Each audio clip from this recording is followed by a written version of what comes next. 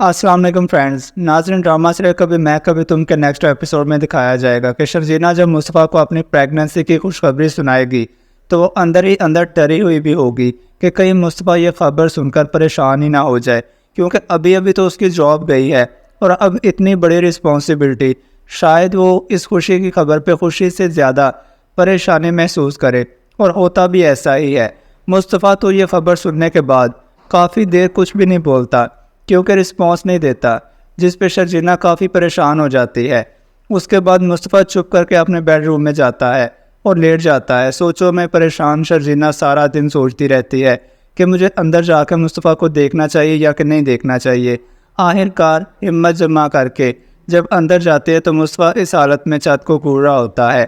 مصطفیٰ شرجینا سے کہتا ہے کہ پلیز مجھے غلط مت سمجھنا، مجھے پتہ ہے کہ عورت کے لیے ماں بننا سب سے بڑی خوشی ہوتی ہے، لیکن ذرا سوچو کہ ہم کنگلے کنگال ہیں اور اس کے بعد بچے کی اتنی بڑی ذمہ داری.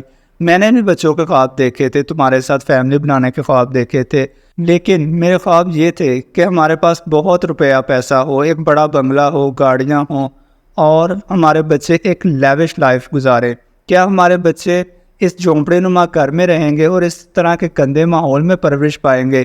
شرجینا مصطفیٰ کو سمجھاتی ہے کہ مصطفیٰ، میری امی کہتی ہیں کہ اللہ تعالیٰ ہر انسان کا رزق اس کے ساتھ ہی زمین پر اتارتا ہے. دیکھنا ہمارا بچہ بہت خوش قسمت ہوگا، جب وہ اس دنیا میں آئے گا تو اپنی خوش قسمتی اور اپنا رزق اپنے ساتھ لے کر آئے گا. اور ویسے بھی اللہ تعالیٰ نے قرآن پاک میں فرمایا ہے کہ تم اپنے مفلسی کے ڈر سے کسی کو بھی اپنی اولاد میں سے کسی کو قتل نہ کرنا، ہم تمہیں بھی رزق دیں گے اور اسے بھی رزق دیں گے. تو اللہ تعالیٰ پہ توکل رکھنا چاہیے. تو ناظرین، ہونا بھی یہی چاہیے. اگر غربت ہو تو انسان کو اپنی فیملی سے پیچھے نہیں ہٹنا چاہیے، بلکہ اس کے لیے ہمت جتانی چاہیے، کیونکہ رزق کی ذمہ داری اللہ تعالیٰ نے خود اپنے ذمہ لی ہے اور ہمیں ہر حال میں اللہ تعالیٰ ہی پہ بھروسہ رکھنا چاہیے. دوسری طرف عدیل بہت ریلیکس ہو چکا ہے کہ رباب کے آنے میں بہت دیر ہے، اس لیے دل کھول کے اس کے بزنس میں جتنا چاہے گھپلا کر لے، جتنا چاہے فراڈ کر لے اور اپنے پرسنل اکاؤنٹس کو پیسوں سے بھرتا جائے. لیکن اسے یہ نہیں پتا ہوتا کہ رباب چاہے یہاں ہے یا نہیں ہے، لیکن اس کے باپ کے وہ بندے جو اس نے اس پہ نظر رکھنے کے لیے چھوڑے ہیں، وہ 24 گھنٹے اس پر نظر رکھے ہوئے ہیں. نہ صرف وہ اس کے بزنس میں گھپلے کی ایکٹیویٹیز کو نوٹ کر رہے ہیں، بلکہ اسے پل پل کی خبر پہنچا رہے ہیں. بلکہ اس کے ساتھ ساتھ عدیل جو رباب کے ساتھ بے وفائی کر رہا ہے اور اس کی دوست نتاشا کے ساتھ جو چکر چلا رکھا ہے، رباب کے فادر کو یہ تمام خبریں پہنچ رہی ہیں. لیکن وہ ڈیل دینا چاہتے ہیں کہ رباب اتنا پھنس جائے اپنے بچھائے ہوئے جال میں کہ اس کے بعد نکلنے کی کوئی صورت باقی نہ بچے. اور رباب کو بجائے میں بتاؤں اس کا شوہر اس کے ساتھ کیا کر رہا ہے، اس کا فادر کچھ ایسا پلان کر رہا ہے اور وہ یہ چاہتے ہیں کہ رباب خود اپنی آنکھوں سے عدیل کو رنگے ہاتھوں پکڑ لے. اب دوسری طرف مصطفیٰ نے بہت ہی معمولی سی جاب کرنا شروع کر دی ہے، جس میں اس کی سیلری جسٹ 35,000 ہوتی ہے، یعنی کہ مہینے کا کل ملا کے 35,000 روپیہ. اور آج کل کی مہنگائی کے دور میں ناظرین آپ کو بھی پتہ ہے کہ 35-40 ہزار روپے میں کیا بنتا ہے، اور اس میں اس کا پورا دن جاب پر ہی گزر جاتا ہے اور وہ اپنی کوئی پرسنل ایکٹیویٹی یا سائیڈ بزنس بھی نہیں کر پاتا. پھر رات کو وہ آن لائن بھی ڈیفرنٹ جابز میں اپلائی کرتا رہتا ہے تاکہ گھر کے اخراجات اچھے طریقے سے پورے کیے جا سکے.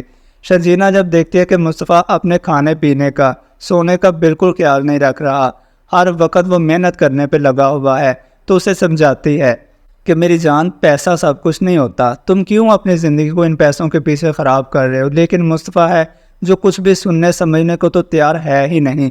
اس کے سر پہ تو ایسا پیسوں کا بھوت سوار ہوا ہے کہ پوچھئے مت. وہ شرجینا سے کہتا ہے کہ تم سمجھنے کی کوشش کرو، اس دنیا میں پیسہ ہی سب کچھ ہوتا ہے، پیسے سے ہی عزت ہے، پیسے سے ہی خوشیاں ہیں، اور آپ اپنے بھی پیسوں کی وجہ سے ہی آپ سے پیار کرتے ہیں.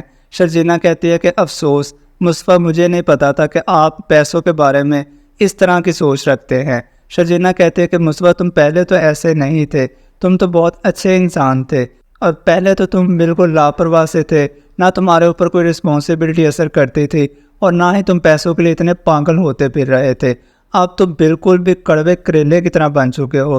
جس پہ مصطفیٰ کہتا ہے کہ وہ مصطفیٰ مر گیا، اب تمہیں اسی کڑوے کریلے کے ساتھ ہی گزارا کرنا پڑے گا ساری زندگی. اب مصطفیٰ دن رات سوچتا رہتا ہے کہ کون سا ایسا کام سٹارٹ کرے کہ شرجینا کے لیے وہ تمام خواب پورے کیے جا سکیں جو اس نے دیکھے ہیں۔ اور اتفاق سے اسی دوران مصطفیٰ کو ایک بہت اچھی کمپنی میں جاب آفر ہو جاتی ہے، جو کہ ایک گیم ڈیولپنگ کمپنی ہے۔ مصطفیٰ کو بہت اچھی پوسٹ پہ ہائر کرنا چاہتے ہیں، جس میں سیلری بھی بہت اچھی ہوگی۔ اب دیکھنا یہ ہے کہ کیا واقعی یہ جاب مصطفیٰ کے لیے اچھی ثابت ہوگی یا یہاں بھی اسے ڈس اپوائنٹمنٹ دیکھنے کو ملے گی، جس کے بعد اسے شرجینا کے مشورے پہ عمل کرتے ہوئے اپنی خود کی ایک چھوٹی سی کمپنی سٹارٹ کرنا پڑے گی، جو بعد میں جا کے ایک بہت بڑی سکسیسفل کمپنی ثابت ہوگی۔ ناظرین، آپ کو کیا لگتا ہے؟ کیا مصطفیٰ نئی جاب آفر قبول کرے گا یا پھر اپنے خود کی کمپنی سٹارٹ کرنے کا سوچے گا؟ کمنٹ سیکشن میں اپنی رائے کا اظہار ضرور کیجیے گا۔ مزید ڈرامہ ریویوز کے لیے آپ دیکھتے رہیں ہمارا چینل AR ڈرامہ ریویوز۔ ملتے ہیں نیکسٹ ویڈیو میں، تب تک کے لیے اللہ حافظ۔